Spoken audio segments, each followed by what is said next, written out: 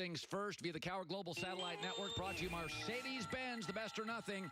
All right, the ratings in the NBA are down this year, and the NFL ratings were up. And my argument is both leagues have really likable players. I love NBA players. There's no bad guys. NFL, mostly good guys. The difference is the NFL created urgency. You got to watch Lamar. You got to watch Mahomes. The NBA, not a big personality. A lot of guys hurt. LeBron's 17th year. I feel like Zion is urgency. I have to watch tonight. Yep. I really do feel like the league needs him more than most people think. I think he's absolute TV gold. Your thoughts? Oh, I totally agree. And he's one of the few guys who was a legitimate superstar in modern college basketball. We don't have many of those anymore. Now, you and I have talked about this off the air. I happen to think the NBA ratings decline is a bit exaggerated. The Lakers didn't have any TNT games until recently. They were stacking them all for post-football season. The lack of Zion, the lack of Steph, that's kind of just bad luck. I think the NBA is going to be fine, but they do have this problem. There is LeBron takes up as much oxygen and interest as seemingly the rest of the league combined. Yes. And best case scenario, LeBron's got 5 years left. That's best case scenario. Maybe only 3 or 4 years as a top level player left. So they need these guys to hit. And the league needs to do a good job marketing guys like John Morant, no matter the city that they're in. Now, I think Zion's going to be an instant star. I think if he's healthy, his floor is Blake Griffin, who will be in the Hall of Fame one day, and his ceiling is a couple MVPs. I think he's going to average 20 a game, and what'll help the NBA ratings is this, Colin. I think he gets the Pelicans into the playoffs as the 8th seed, which you'll be able to go to those games because you live in L.A. Lakers, Pelicans in the first round of the playoffs, even if it's a sweep, will be must-watch television. I agree. Let's move to Patrick Mahomes. I think I heard you say something yesterday, and as I almost veered into traffic and crashed, that Patrick Mahomes is already a Hall of Famer. I then at that point pulled over to the side of the road, tried to get oxygen. There was the synapses weren't firing. Did I hear you right on that? Almost, as is very often the case when you and I talk. When I'm halfway through my sentence, you're already contemplating your counter, and so you miss the very end of it. I said Patrick Mahomes is 12 days away from already being a Hall of Famer. If they win on Sunday, if you have a league MVP and a Super Bowl championship as a starting quarterback, that gets you into the Hall of Fame, except for our friend Joe Theismann. And with respect to Joe, he ain't Patrick Mahomes. He is on the here's the other thing I said that I'm sure made you crash your car again. Luckily, you got I think 6 or 7 of them. Is that he is started the exact path you would have to go on if you want to have a chance to be the greatest quarterback ever. Now I know that questions your guy Brady, who seems to be in a tier by himself, and he is. But if you were going to try to chip away at Brady's legacy, what you would do is, your first season in the league, you would have the greatest quarterback regular season of any first-time starter and one of the 5 greatest regular seasons ever en route to setting records and winning league MVP. Your second season in the league, you would have multiple iconic playoff moments en route to delivering a championship-starved franchise its first championship in a half-century. He's one game away from doing that, and you do have to, I think you would acknowledge this, Colin.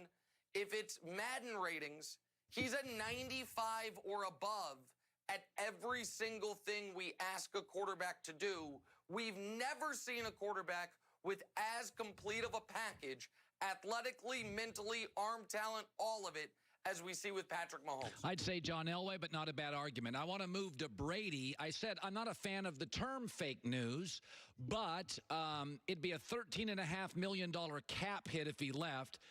If you think Rob Parker's frugal, Belichick's worse. That he just doesn't like to pay players that he has. Forget guys that he doesn't. Also, I think the market for Tom is small.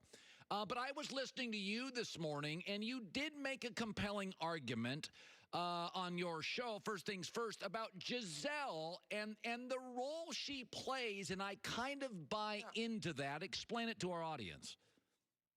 All right, so before that, just quickly, on the cap hit part, And I thought your point about Whole Foods and his marketing there was really interesting, and it was perfect, Colin Cowherd, because no one else in the world had ever considered it. And then you brought it up. I was like, damn, that's compelling. But the cap hit, I think you're looking at a little bit different, the wrong way, because you got to look at that as debt. That $13.5 million is the Patriots have to apply that to the cap at some point, whether they spend more money on Tom or not. So if they bring him back and give him 20, then it's not, the 13.5 doesn't go away. It's just eventually it's 33.5 million. It's whatever they pay him in the future plus that 13.5 million. So that part of it, I think, is relevant. But when people bring up Indianapolis or Tennessee or Chicago, I think Brady's got two options if he's going to keep playing. Stay in New England or go to Los Angeles. He is married to a powerful, successful woman who appears on that television show he did, her Facebook show, to be a true partner. She has been public that she has wanted him to retire for a number of years. I think the only way he can sell at home that not only am I not retiring, but I am going to a new city and a new team, our off season where we go to Brazil, where we take the kids on trips, I'm going to have to spend it learning a playbook, is if the end of that sentence is, but it's a city you like more than Boston anyway. It's where we have a home. It's where our kids already have friends. It's Los Angeles. And by the way, for Tom, they have weapons. They have a need at quarterback. They desperately need to sell PSLs. I think all of it aligns. I don't think he can sell her on Nashville. And I do think Giselle and other people in his life have been telling him rightfully that the Patriots showed you such utter disrespect when they would not give you a contract extension when you were coming off your 6th Super Bowl and 1 year removed from a league MVP, that why wouldn't you entertain all of your options? By the way, only a couple minutes left. You have been outspoken from day one. You're not a Dak fan. I think the franchise tag was built for Ryan Tannehill, and it was built for Dak Prescott. And I think we always compare in sports, and I can't watch Lamar's speed, Russell Wilson's escapability, and Patrick Mahomes' arm in a world of comparisons and go, yeah, I'll pay my guy $38 million. I think I'm veering toward the Knicks side on this. Today, where are you on Dak?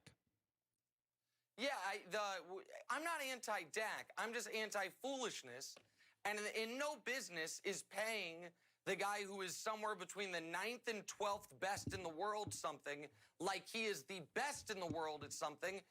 Good business. And so I totally agree with you on the franchise tag. I would offer Dak a contract that comes in around $25 to $27 million a year with a bunch of guarantees for a guy who has never made real NFL money. And if he turns it down, I would test his mettle by saying, we will franchise tag you. And you will, instead of having generational wealth, you'll have $26 million guaranteed under the franchise tag, and we'll revisit it again in a year. And what everyone always says is, well, if you don't have a quarterback, you don't have anything. If you have one, you have to keep one. I'm going to use a clumsy analogy here. You live in a city in Los Angeles where you have to have a car. You're basically screwed if you don't have a car. And if you tried to make it work without a car, you realize you couldn't. And so if you came to me and was like, Nick, got a brand new Acura. Finally got a car. I'd be like, oh, it's a pretty good car. That's a well above average car. I'm happy for you. And if the second half of the sentence was, I paid $175,000 for it, I'd say, what the hell are you doing?